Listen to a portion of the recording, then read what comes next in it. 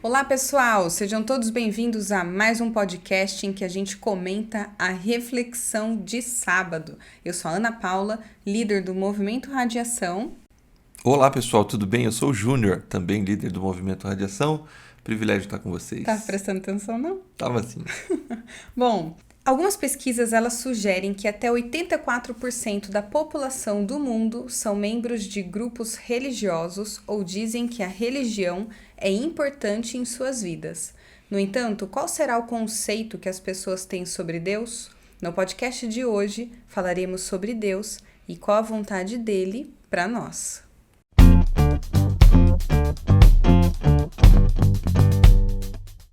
Júnior, série nova, novamente. Interessante esse Série nome. nova, Dá uma... novamente. É ambíguo, sim. E dessa vez, ao invés de focar somente numa temática, como o novamente, a gente também vai focar em um capítulo específico de Romanos 12. E nesse primeiro sábado, a gente falou sobre uma novamente a respeito de Deus. Sim, conversamos a partir do tema Você e Deus. A ideia de renovar a mente e pensar da forma como o capítulo 12, por isso a gente está usando o capítulo 12 de Romanos, porque ele convida a gente a abandonar a conformação e viver uma transformação da mente.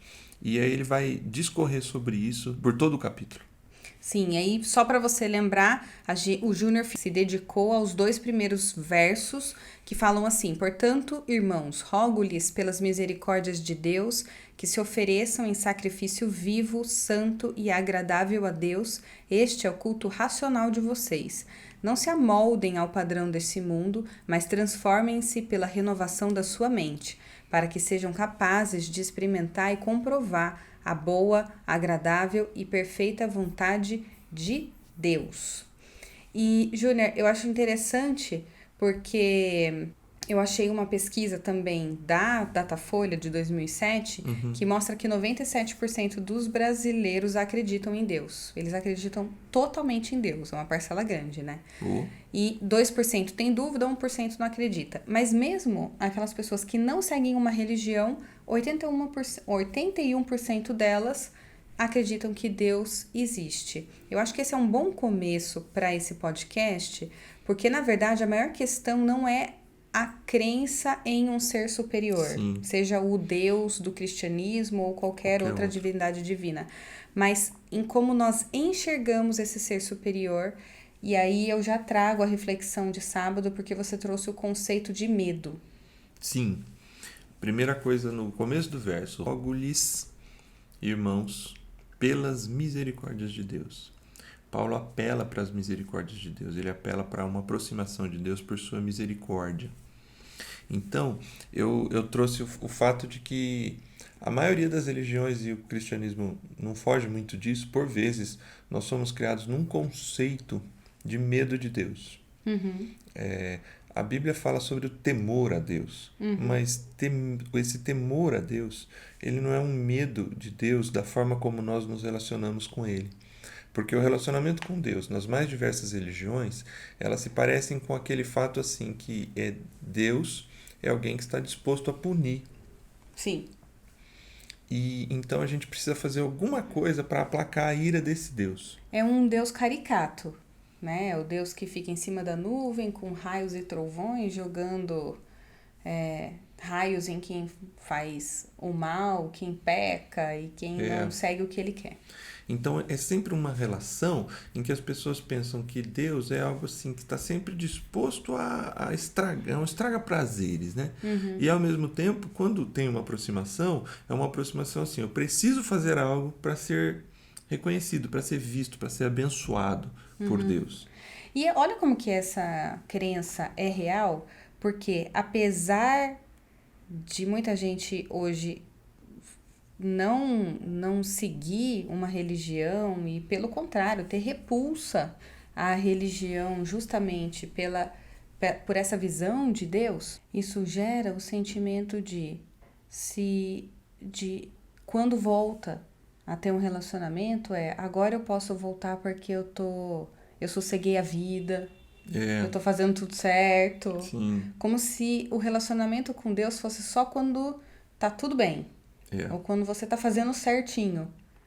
E a misericórdia de Deus é justamente porque, por mais certinho que a gente seja, não é isso que nos aproxima ou nos afasta de Deus. Tirando a caricatura que você falou, que não dá tempo lá no sábado, mas assim, o que está em jogo do ponto de vista assim real da Bíblia, por exemplo? A justiça de Deus. Deus é um Deus justo. Sim. E o pecado tem uma punição, vamos pensar assim. Não é punição. Hoje eu li uma frase dizendo assim, que a morte não é uma punição pelo afastamento de Deus, ela é uma consequência. Quando a gente para de olhar como uma punição, porque punição, Júlio, reforça o conceito de um Deus punitivo e não o conceito de justiça. O conceito de justiça é um conceito que é ato e consequência e não um ato e punição. Sim. Mas mesmo aí, a questão da consequência, quem paga? Quem se responsabiliza por ela? É Jesus. Então, Paulo está construindo Romanos para dizer assim, a gente se aproxima de Deus por meio de Jesus, pela misericórdia de Deus. Então, a aproximação de Deus tem um norte, é a gratidão por aquilo que Jesus fez. A gente não deve chegar nem com medo e nem achando que a gente deve, porque ainda que a gente deva, a gente tem Jesus e a gente tem que ser grato por Ele, porque Ele pagou tudo. Ele cumpriu a justiça de Deus. Sim. E é um desafio mudar esse mindset, essa forma de pensar, não somente por essa crença instaurada a respeito desse estereótipo que a gente comentou agora, mas também porque ao nos afastar de Deus, a gente se afasta do relacionamento com Ele. A gente coloca tudo farinha no mesmo saco, tudo dentro do mesmo pacote, e eu não quero mais saber desse Deus punitivo, então eu quebro todos os laços, ou seja, a gente se afasta da espiritualidade, se afasta das práticas devocionais. Ao afastar e repudiar a religiosidade, nós também perdemos a convivência com o Eterno, porque você quebra qualquer tipo de rito, você quebra qualquer tipo de laço na tentativa ou na ação de desprezar tudo que você está vendo de errado. Sim, você está falando e a gente está diante de uma espiritualidade que está exatamente dentro dessa cultura que você falou. Então ao se desprezar esse estereótipo, se despreza tudo isso que você falou. E ao se buscar espiritualidade, se quer espiritualidade sem a vontade de Deus. Porque parece que a vontade de Deus é impositiva. Porque já que a gente se relaciona com Deus por medo, quando a gente se coloca debaixo da vontade de Deus, a gente é quase que escravizado a viver essa vontade, mesmo que não seja a nossa. Aí a gente tem uma espiritualidade sem uma preocupação grande com a ética e com a própria mudança de vida. Como assim, ética? É uma espiritualidade, porque o que sobrou da espiritualidade?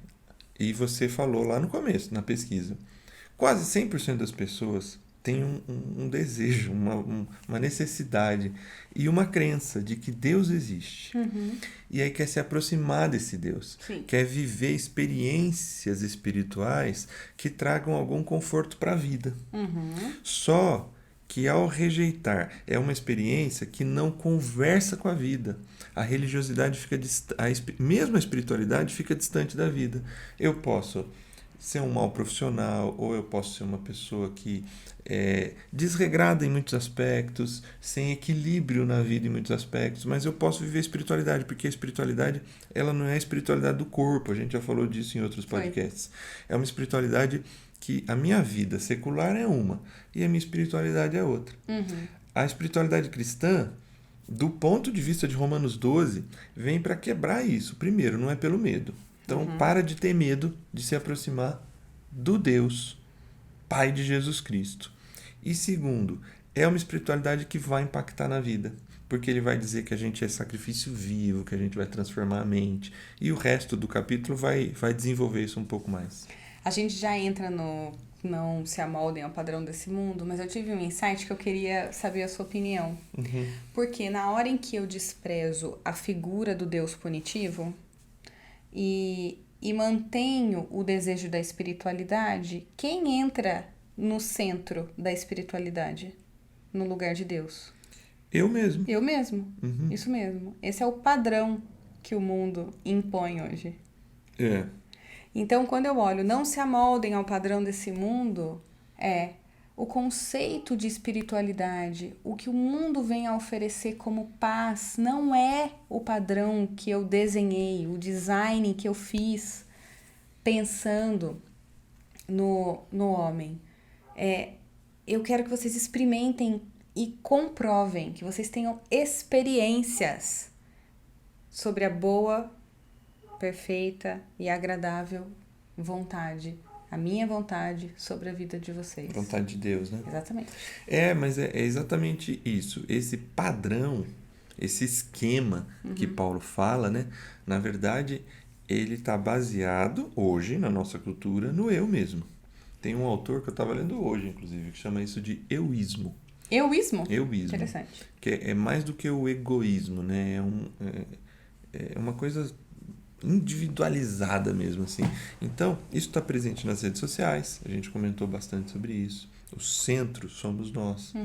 Só que esse processo de conexão das redes, o material, o documentário Dilema das Redes vai dizer que a mesma rede que nos conecta é aquela que nos controla.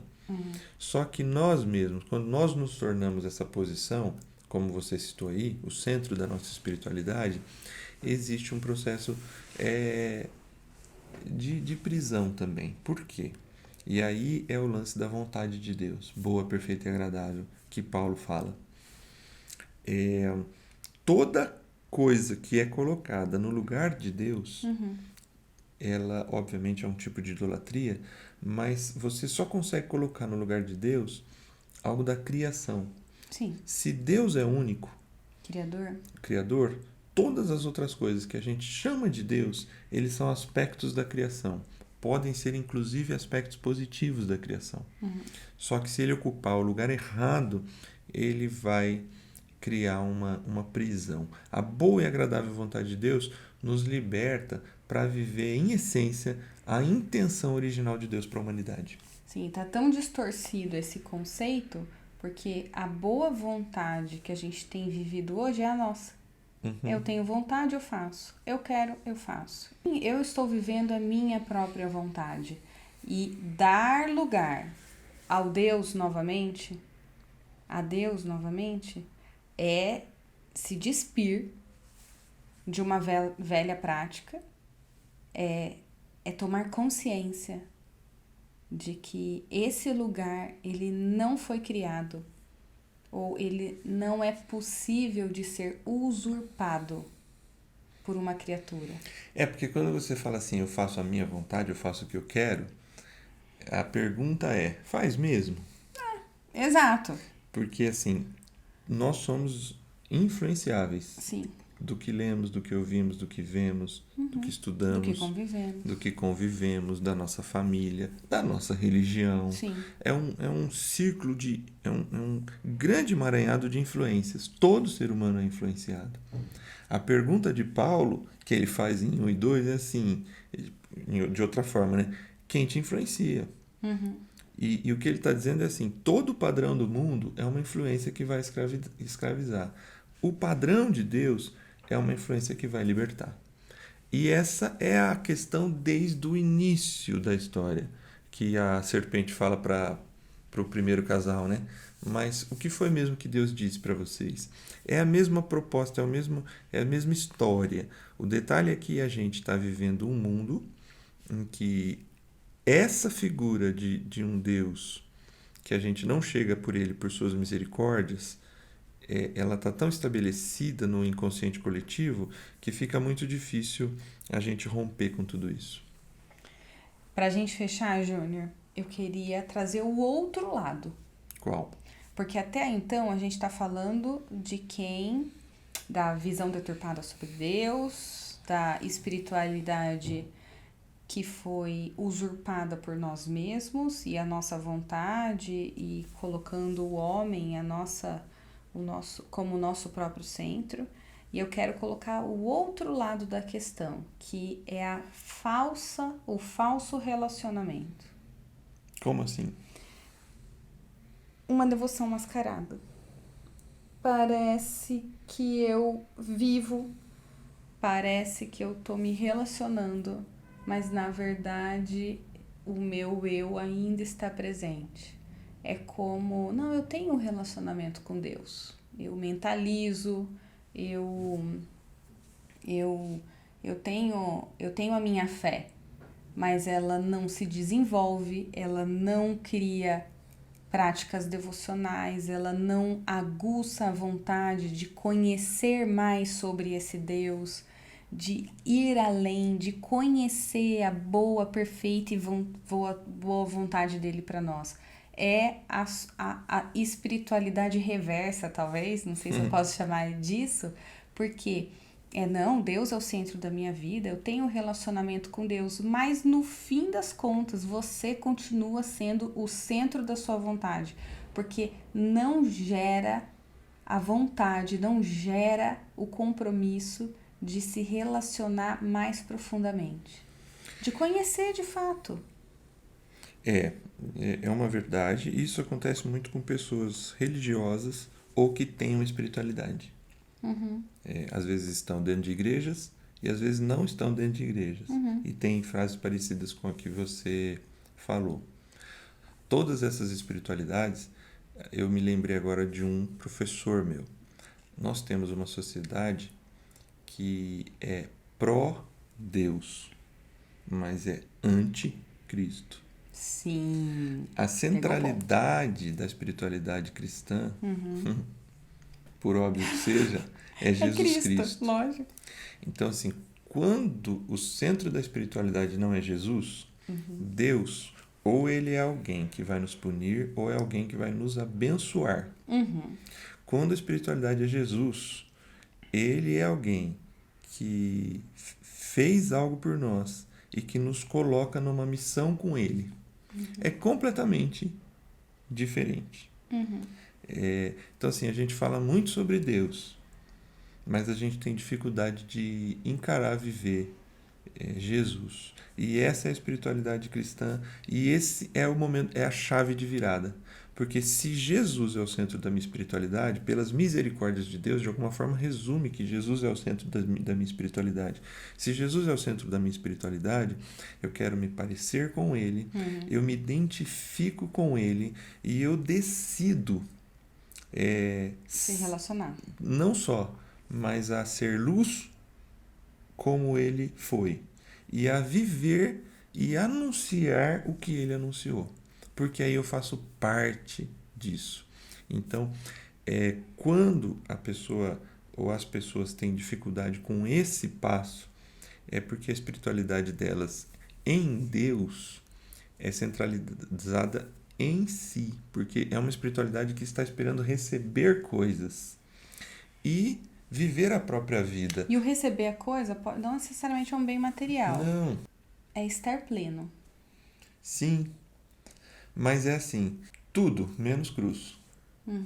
Não quero carregar esse negócio aí. Não quero essa relação tão íntima. Não quero me identificar com Jesus. Sim. Totalmente. Porque se identificar com Jesus significa se identificar com o sofrimento, se identificar com uma renúncia, significa se identificar com uma capacidade de servir aos outros. São várias. A espiritualidade cristã, ela é centrada não no homem, mas em Jesus. Sim. Muito difícil esse ponto. Sim. Porque a gente critica muito o não espiritual, mas o espiritual, essa espiritualidade reversa, para mim, ela é até mais perigosa, porque ela é mascarada. Ela tem cara de espiritualidade, mas na verdade ela é um ego mascarado. Bom, vamos para o refletir, experimentar e expressar? Sim, vamos. Então, o primeiro ponto é reflita. Como tem sido a sua espiritualidade? Qual é a sua visão sobre Deus? Você se achega a Ele por devoção, por querer se parecer mais, por ter vontade de aprender e de se submeter à vontade de Deus para sua vida, ou ainda é uma não espiritualidade ou uma espiritualidade marcada. Mas reflita de peito aberto, de consciência aberta, porque para você não cair no conto do jovem rico que nós comentamos esses dias na ministração, né? Sim. Do louvor, acho que foi na semana passada. O jovem rico, ele era um cara assim, da espiritualidade mascarada, porque ele seguia tudo certinho, mas antes dele abrir o coração para Deus, para Jesus, o amor dele, o coração dele estava em outra coisa, que não, de fato, receber e entrar de cabeça. Ele não quis entrar de cabeça.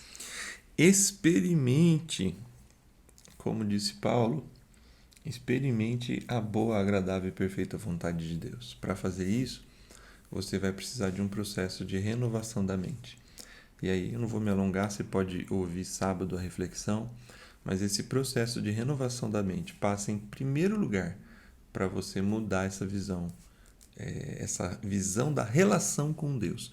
Só vai experimentar a boa vontade de Deus quem compreender que essa boa vontade de Deus é o melhor que poderia acontecer a minha e a sua vida. É isso aí. E expresse isso através das práticas devocionais, de criar um momento de devoção, de aproximação de Jesus, de entender que Ele é, quem Ele é para a sua vida, o que Ele representa na sua vida. E não somente a espiritualidade superficial, mas de fato você se entregar a criar um relacionamento diário com Jesus. Seja ele dentro do seu contexto, dentro das suas possibilidades, mas buscar constantemente a presença dele na sua vida. É isso, pessoal. Sábado tem mais, a gente vai falar sobre, novamente... Você e você. Você e você. Tô ansiosa para te escutar. É isso aí. É isso aí, pessoal. Até sábado. Tchau, tchau. Tchau, pessoal.